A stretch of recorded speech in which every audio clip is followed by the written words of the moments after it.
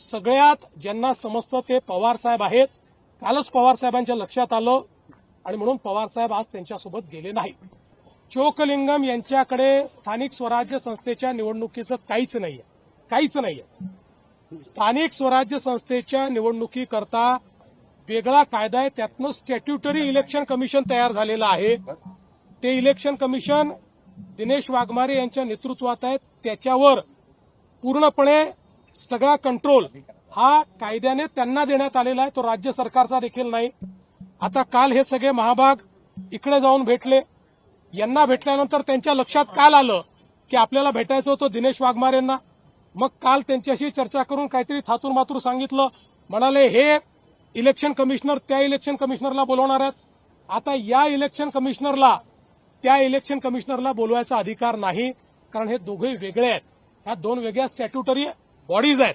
जी काही लोकसभा विधानसभेची voter list आहे ती पहिल्यांदा अडॉप्ट करतात आणि मग सगळ्यांना त्याच्यावर ऑब्जेक्शनची संधी देतात, त्याच्यावर ऍडिशन डिलिशनची संधी देतात.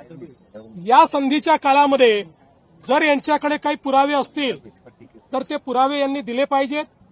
त्याच्यामध्ये ऍडिशन डिलिशन केलं पाहिजे. केवळ नरेटिव्ह तयार करण्याचं काम आहे. आणि म्हणून या 2 दिवसाच्या त्यांच्या चक्रा फियास्को. त्यांना कल्पना देखील नाही की कोणाकडे काय मागणी केली पाहिजे. मला असं वाटतं म्हणूनच यात सगळ्यात ज्यांना समजतं ते पवार साहेब आहेत. कालच पवार साहेबांच्या लक्षात आलं आणि म्हणून पवार साहेब आज त्यांच्यासोबत गेले नाही. पढ़ते रहिए fight against criminal daily newspaper.